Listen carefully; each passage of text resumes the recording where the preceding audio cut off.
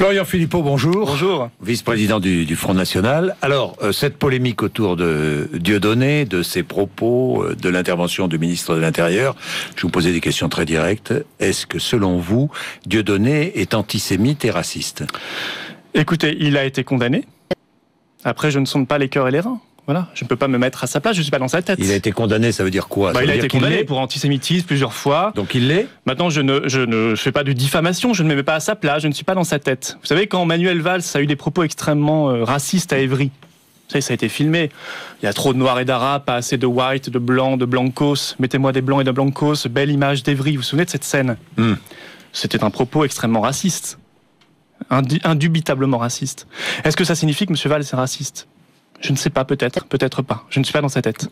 Oui. Voilà. Donc moi, je ne lance pas d'anathème d'accusation. Oui, bon. Peut-être qu'il l'est, peut-être qu'il ne l'est pas. Je ne sais pas. Mais la question n'est pas là, elle est sur la liberté d'expression. Est-ce que Dieudonné, je vais revenir à la liberté d'expression, est-ce que Dieudonné incite à la haine raciale et à l'antisémitisme par ses propos ? C'est à la justice de le dire à chaque fois qu'elle est saisie. Mais vous n'avez pas d'avis ? Mais je ne sais pas, je ne regarde pas ses spectacles, je suis jamais allé à ses spectacles, je ne l'ai jamais rencontré. La justice, quand elle est saisie... Vous n'avez jamais écouté ce qu'il a dit ? Vous savez, moi je respecte l'état de droit. Quand la justice est saisie parce qu'il y a une diffamation, une injure, un appel à la haine ou à la violence, c'est ce qui est prévu par le droit français, alors il faut que la justice soit saisie et que la justice sévisse. C'est ce qu'elle a déjà fait plusieurs fois, je crois, à son encontre. Certainement. C'est peut-être ce qu'elle fera encore demain, parce que je crois qu'il y a plusieurs affaires qui sont en cours contre lui. Oui. Mais je ne peux pas dire plus que cela. Ou alors je suis une espèce de justicier moral et ça n'est pas mon rôle. Est-ce que vous le défendez ou pas ? Non, je le défends pas. Je ne défends personne. Je défends un principe extrêmement clair en République, la liberté d'expression et l'état de droit. Parce que je suis assez inquiet de voir qu'on semble passer par perte et profit ce principe qui fonde quand même notre pacte républicain. Je veux dire, d'ailleurs, M. Valls veut interdire les spectacles. Mais vous voulez interdire comment fera-t-il ? Ceux qui qualifient le Front National d'extrême droite. C'est une atteinte à la liberté d'expression. Pas du tout. On dit, s'il y a une diffamation, on va devant la justice. Vous savez, quand M. Madénian, un autre humoriste, a traité tous les électeurs du Front National de fils de pute. Oui. On est allé devant la justice, il y avait une diffamation, on a gagné, il a été condamné par la justice. Mais jamais il ne nous a effleuré l'esprit de demander l'interdiction de ces spectacles. Jamais. Absolument jamais. Il faut que, voilà, c'est comme ça. La liberté d'expression, c'est on accepte ce qui nous plaît ou ce qui nous plaît pas, ce qu'on aime ou ce qu'on n'aime pas. Donc, si l'on qualifie le Front National de parti d'extrême droite, on est dans la liberté d'expression. Mais on ne va pas vous interdire d'avoir une émission. Peut-être qu'on ira vous attaquer devant la justice pour défendre nos droits parce que c'est prévu par le code pénal. Voilà, c'est dans les lois, dans les textes. Mais on ne demandera pas l'interdiction. D'ailleurs, M. Valls, il veut faire comment pour obtenir l'interdiction ? Que fera-t-il ? Il l'a déjà dit, je ferai une circulaire au préfet pour leur demander de faire leur travail. Bon très bien, donc en réalité il n'a pas de solution. Je vous rappelle quand même que la France est déjà le 3e pays le plus condamné par la Cour européenne des droits de l'homme pour atteinte à la liberté d'expression, devant la Russie. Est-ce qu'on veut garder ce triste palmarès ? Je suis assez inquiet pour les libertés publiques en ce moment, je vous le dis tout de suite. Moi, je place ça dans une perspective plus large. Je vois un système qui se tend, qui se crispe, parce qu'il est en échec total, parce qu'il est en rejet total de la part des Français. Alors, il s'extrémise. Il y a une dérive extrémiste dans le gouvernement et dans le système actuellement, contre les libertés publiques. Je prends plusieurs exemples de cette affaire-là. Mais l'article 13 de la loi de programmation militaire, qui fait qu'aujourd'hui l'État pourra aller chercher les communications de tous les Français sans décision de justice. La volonté de mettre YouTube et Dailymotion sous contrôle du CSA. Premier accroc terrible à la liberté sur Internet. Ça aussi c'est très grave. La faible réaction du gouvernement français par rapport aux révélations sur la NSA. Enfin, le refus, alors que nous le demandions, nous, d'accorder l'asile politique à M. Snowden. Tout ça me laisse penser qu'il y a une régression de l'esprit public en France. Un complot ?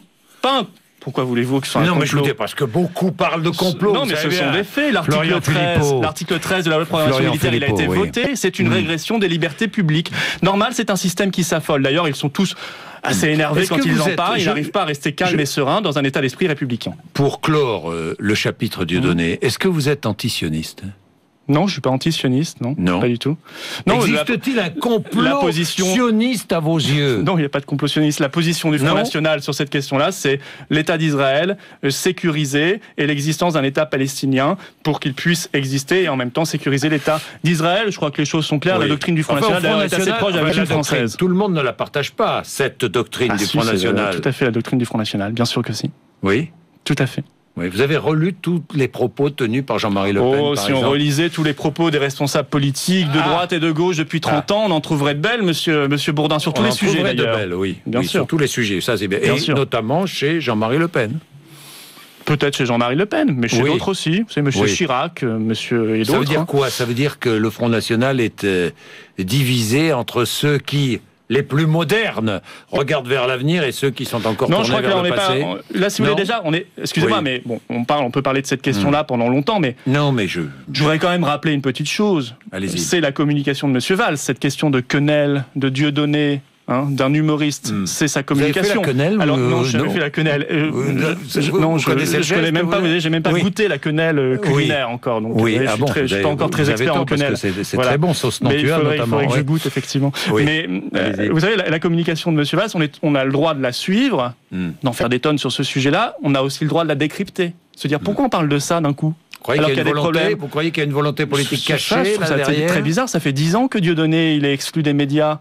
Ça fait des années qu'il y a cette question-là. Aujourd'hui, on lui fait une publicité formidable, mais c'est pas nous qui lui faisons une publicité. C'est Monsieur Valls qu'il a déclaré à propos de deux de mes confrères. D'accord, mais pourquoi alors qu'il y a le problème du chômage? Vous condamnez d'ailleurs, vous condamnez ce qu'il a dit à propos de Frédéric Aziza et de Patrick Cohen? Bien sûr, et de toute façon, là, c'est devant la justice. L'affaire de M. Cohen, c'est devant la justice. Encore une fois, il y a un état de droit en France. Que les choses soient claires. Logique qu'on porte plainte lorsque de telles déclarations sont faites. Si on s'estime diffamé ou injurié, on porte plainte. Ça s'appelle la République française. C'est dommage que beaucoup à droite et à gauche l'aient oublié, à l'UMP comme au Parti socialiste. Mais je sais pas, il y a le chômage, il y a l'insécurité. Vous savez, dans quelques jours, on ouvre totalement les frontières avec la Roumanie et la Bulgarie, et donc au Rhum. On n'en parle plus.